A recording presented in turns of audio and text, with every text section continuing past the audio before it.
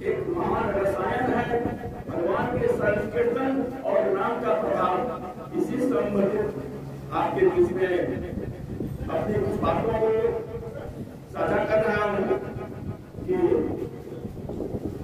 आप कुछ क्षण में थोड़ा सा भगवान का वंदन कर लें। फिर मैं इस प्रसंग में कि रामायण में तो सभी बातें बूढ़ी हैं लेकिन सरल भी हैं। जो जैसे व्यक्ति हैं उनके लिए वह वैसा भाव उत्पन्न हो जाता है। विद्वान अगर पढ़ते हैं तो कहते हैं कि तो बहुत बूढ़ बात है, और जो साधारण व्यक्ति पढ़ते हैं तो कहते हैं कि तो बहुत सरल है। यानी जो भी पढ़ते हैं सभी को समझ में बातें आ जाती है। यही इसकी विशेषता है। और ग्रंथों में ऐसी विशेषता नहीं है, और ग्रंथों में ऐसा नहीं है। लेकिन रामचरितमानस में एक यह विशिष्ट विशेषताएं हैं कि इसे जो भी पढ़ेंगे, जो भी इसे जानना चाहेंगे, बड़ी सरलता से समझ जाएंगे। तो आइए पहले हमको राम सीताराम उनका भजन करते हैं।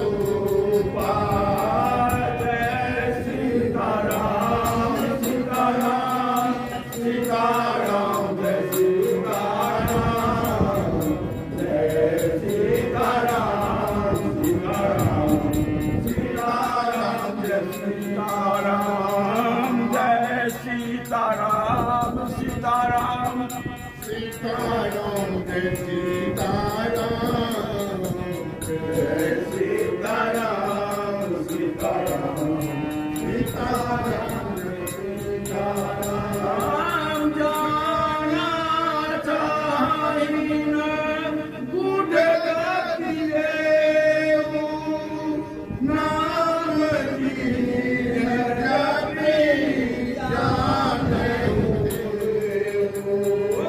जाना चाहिए गुड गति नाम जी जपी जाने सीताराम सीताराम सीताराम जय सीताराम जय सीताराम सीताराम सीताराम जय सीताराम। भाइयों, अभी जो उपरोक्त जो भजन गाया गया है, यह रामचरितमानस में तो सभी चौपाइयां और लौकिक और रहस्यमयी हैं, लेकिन अपने अपने भावों से विद्वानों ने अपने अपने ढंगों से वर्णन किए हैं। लेकिन यहाँ उन शब्द को जो रख दिया गोस्वामी जी और सब पर मुझे कुछ कहना नहीं है, लेकिन हम गोस्वामी जी से प्रश्न करते हैं, हे स्वामी, हे गोस्वामी जी, तुलसीदास जी महाराज, आप बताइए, आपकी सभी बातें तो समझ में आ जाती है कि जीव से जप करके जोगी जो है विरक्त और इस प्रपंच से दूर हो जाते हैं, जीव से जप कर सीताराम सीताराम सीताराम। लेकिन ये होता जो है सब कैसे होता है? और जाना चाहिए कूट गति जेऊ नाम जी जप जानहिन देऊ।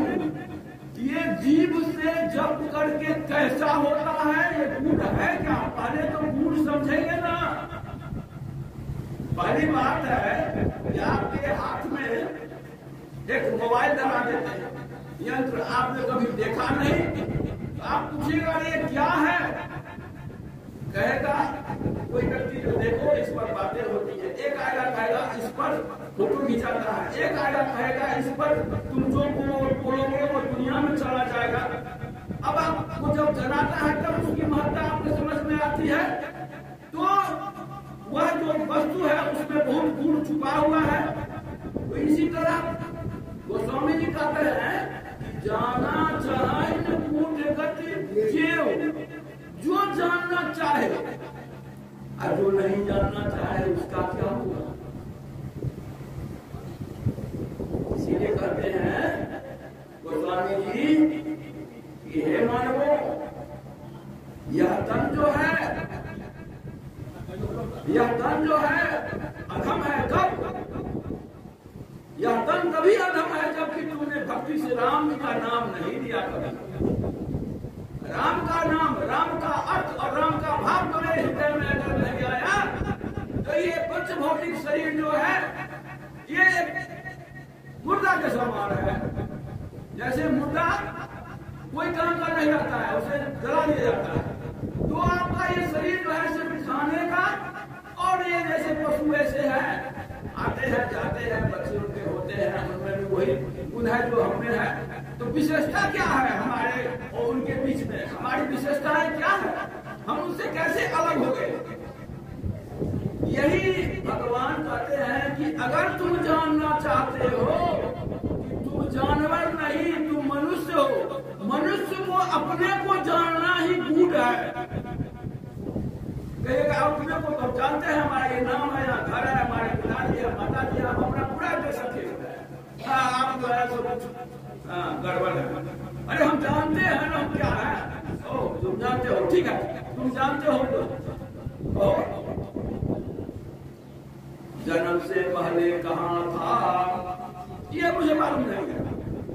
और इस शरीर को जो उम्र है 100 वर्ष के बाद उसमें और छोट हो सकता है। तुम योगी हो जाओगे 2 साल 200 वर्ष जी जाओगे, 200 वर्ष के बाद कहाँ होगे? उसका भी जवाब है, मेरे पास का जवाब नहीं। अरे तुम कहते हो हमें पूरा पता है क्या है नहीं है, कुछ नहीं मालूम है। कहां से आए ये भी पता नहीं, कहां जाएंगे वो भी पता नहीं, और अभी जो है वो परिवर्तन हो रहा है। कुछ दिन पहले तुम्हारा उम्र मात्र 5 वर्ष का था, अब तुम 50 वर्ष के हो, तो ये तो परिवर्तन हो रहा है, ये भी तो अस्थायी नहीं है, चलता फिरता है। तुम कहते हो कि जानते हैं, यही बात, इस आत्मा के अंदर जो परमात्मा होते हैं, जिसमें आत्मा को कोई देखता नहीं है, इसीलिए कहे हैं। मैं अपनी वाणी को संक्षिप्त करता हूँ, इसलिए एक ऐसा है कि नीचे ब्रह्मराहीन समुझाई ज्ञानी प्रभु पर मोह धरहीन जड़ प्राणी। देखिए हम नहीं कर रहे हैं कि आप जड़ है, हम नहीं कर रहे, हम नहीं कहिएगा कि जो आप कहते हैं कि जो आप जड़ है मूर्ख है, नहीं हम नहीं कर रहे, वो स्वामी जी कर रहे हैं। क्या अपने पास आपका जो ज्ञान का अभाव है, उस अज्ञान को तो आप पहचानते नहीं है कि मैंने काला चश्मा लगा लिया है, इसलिए पूरा जो है दुनिया से वो काला दिखता है। आप उस चश्मा के बारे में पता नहीं है, तो आप तो जड़ता को अपने मन में रख लिए हैं और प्रभु पर दोष लगाते हैं कि भगवान ने मेरे साथ न्याय नहीं किया, अन्याय किया। तो ये गलत बात है, इसीलिए भगवान कह रहे हैं कि वो मुझ पर आरोप करता है, क्यों करता है।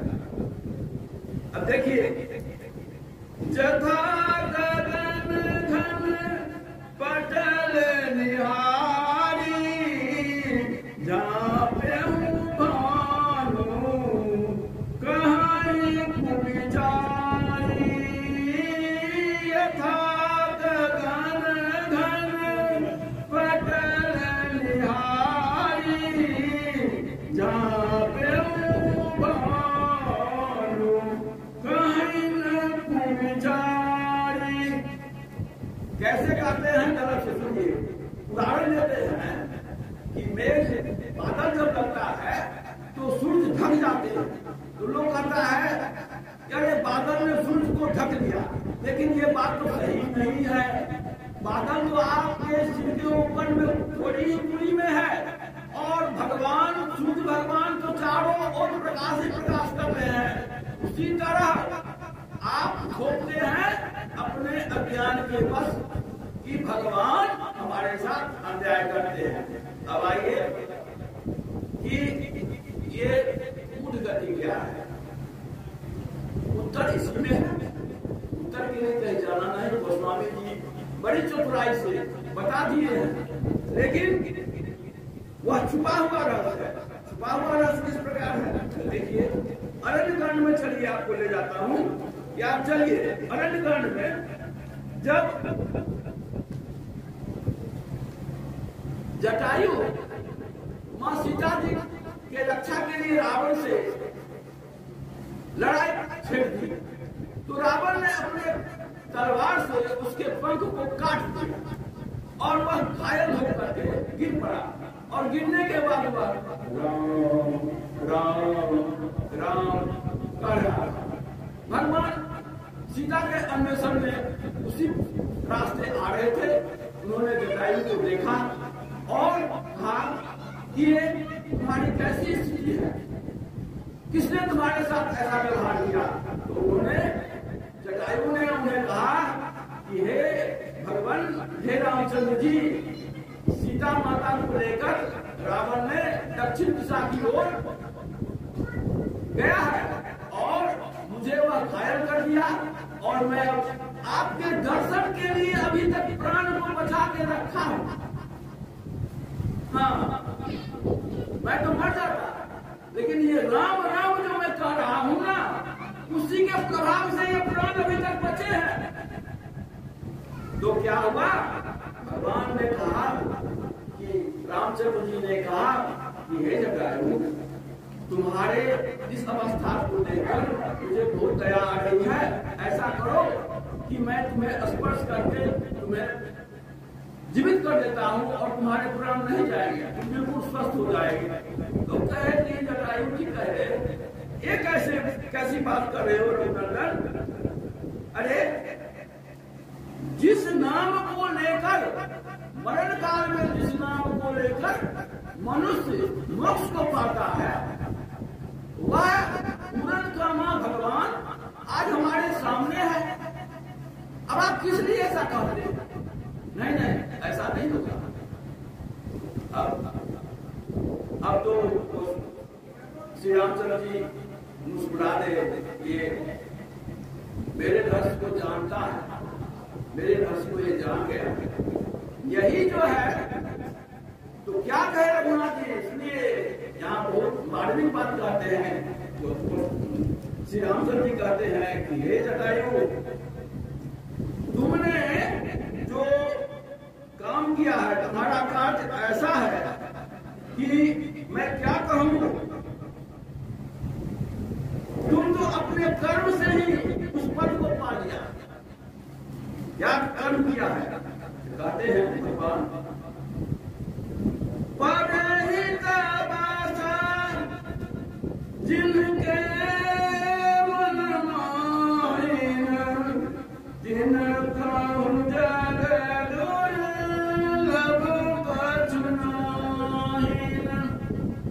अरे जो दूसरे के हित के लिए अपने प्राण को दे रहा है, ऐसे प्राणी को इस संसार में क्या और प्राप्त होगा? सभी कुछ प्राप्त हो, उसके लिए कुछ भी दुर्लभ नहीं है। और कहे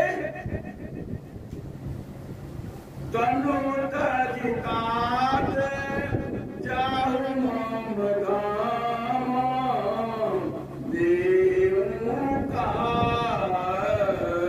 तुम पूर्ण काम। भगवान के नैन में, दोनों नैनों में आंसू आ गए। भगवान रो दिए जटायु के उस गति को देखकर। आज जटायु को देने के लिए अब मेरे पास कुछ भी शेष नहीं। मैं पूर्ण काम कलाकार हूँ, पूर्ण काम करने वाला हूँ, लेकिन अब तो इसको मैं दूं क्या? क्योंकि इसने तो अपने कर्म से ही वह प्राप्त कर लिया जो मैं लोगों को देता। अंडरस्टैंड? मेरा कहने का अर्थ है कि जब तब धर्म कर्म करके जो भगवान के पद को प्राप्त करते हैं, वो काम बिना जप किए हुए और अभक्ष खा करके नीच जोड़ी में जन्मे हुए उस गीत को वह प्राप्त हुआ जो ऋषि मुनियों को भी प्राप्त नहीं हो पाता है। बोलिए सियावर रामचंद्र जी की जय। यही गति है। हरि ओम।